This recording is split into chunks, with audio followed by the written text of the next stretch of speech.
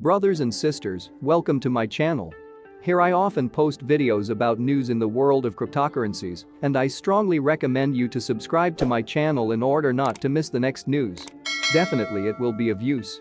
Well, give likes, write comments, don't forget this is an important aspect. Let's go. So what's going on right now on New Year's Eve with cryptocurrencies, and especially in the XRP world? There are mediocre bounces up and down, and quite predictable. What's stopping you from making money on it? In my opinion, it is just not reasonable to expect much from XRP as Bitcoin did in 10 years, but you can get good money for your knowledge and experience by understanding the situation and the behavioral factor. Buy cryptocurrency on one exchange and sell it on another. My friend works on Binance and Bittrex and on average has up to 20% per month from the deposit. That is, just imagine, with $100,000 capital you can make a margin of just about $20,000 from operations.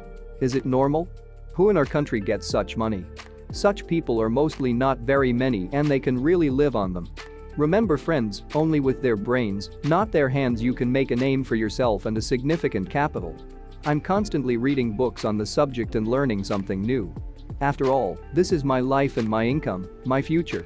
I'm sure you have the same thoughts, and in order to turn thoughts into reality, it is necessary to make an effort to set goals, albeit small, but with the obligatory implementation of them. Pause and think, what is your goal right now and what are you doing to achieve it? What obstacles are standing in your way, in the form of uncertainty or other difficulties? You need to work out exactly the path itself, the thoughts of eliminating the hard steps to conquer it. In short, learn to be a purposeful and thinking person, and then the money will flow into your pockets.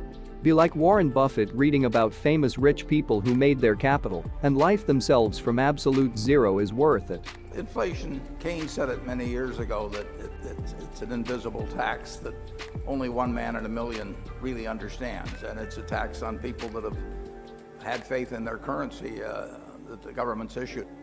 It's interesting, in the United States, the value of the dollar since I was born has declined by 94% to 6 cents. So inflation. Unlike where we were when the internet was in its infancy. That's a great question. I'm Ryan Zagone with Ripple. Right. And say your name so everybody can. Ryan Zagone with Ripple. There's a recognition here that there's many benefits to the technology.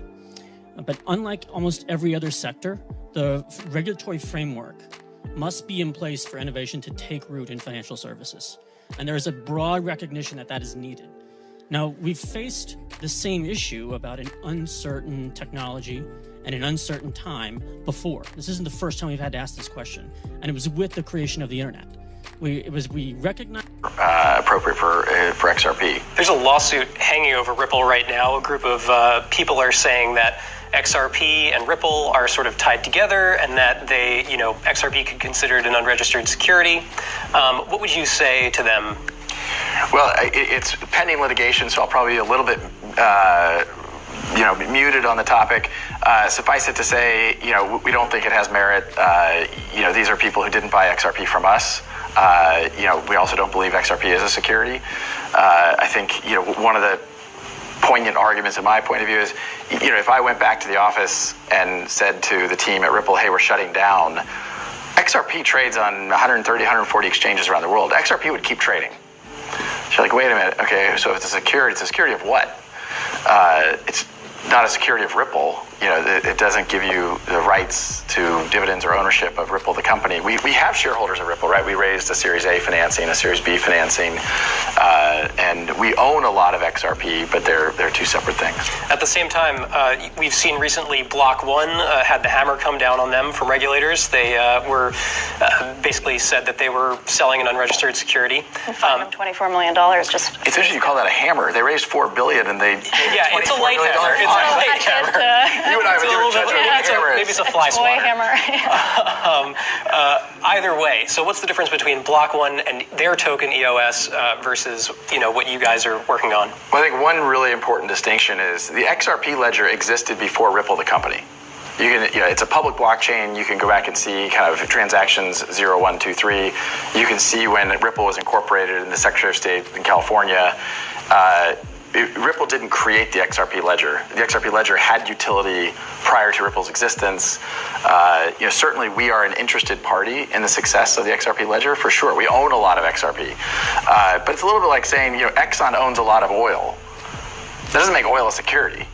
Exxon's clearly interested in how to, we can argue about the health of the, I'm not here to debate carbon emissions. Climate crisis, do you want to get into that? This is the example I wanted to choose here, but suffice it to say, Exxon cares a lot because they have a lot of customers. And so we're seeing more momentum than we've ever had around using XRP to move this liquidity around the world. And so we couldn't really be happier about how that has played out in a world where there's still a lot, I think, of FUD, a lot of uncertainty, a lot of doubt about what's going on in crypto.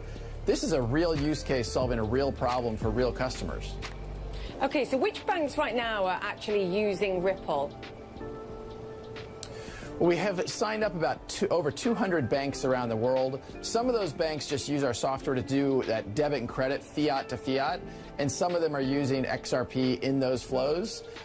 We have banks like Santander that we've been working with for years and are moving lots of volume through the Ripple's technology. And then, as I mentioned earlier, payment providers like MoneyGram or Ria or Asimov that are using XRP actually to move that liquidity and really reducing their cost and improving the product.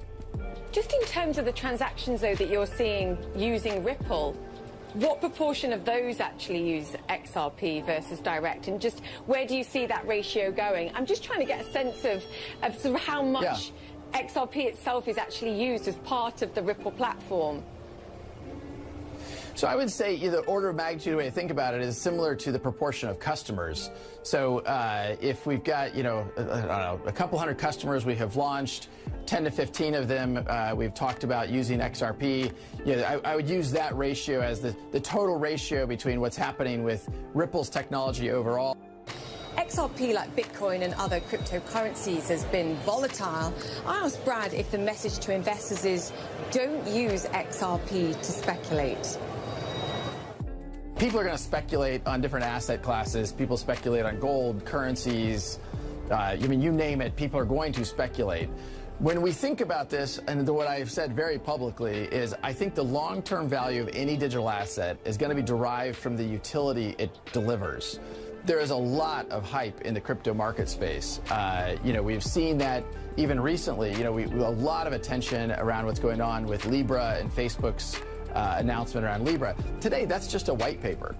So 3 to 5 years is tricky. If you'd said 30 years, I think I'd give you a more accurate vision. I think 3 to 5 years has a lot of dependencies on, does our economy reopen in the next 6 months? What happens with the presidential election? What happens with China on various immediate issues of national security? So, but what I would say is if you kind of assume a steady state on all of those things, what I think will happen is 3 to 5 years from now, I think banks will be connecting to blockchains the same way that they connect to SWIFT and ACH and other networks. Right. Once they do that, the nature of banking will begin to change because while banking will always, I believe, be the key on-ramp and the key value-add service provider in people's financial services lives, they will not be the model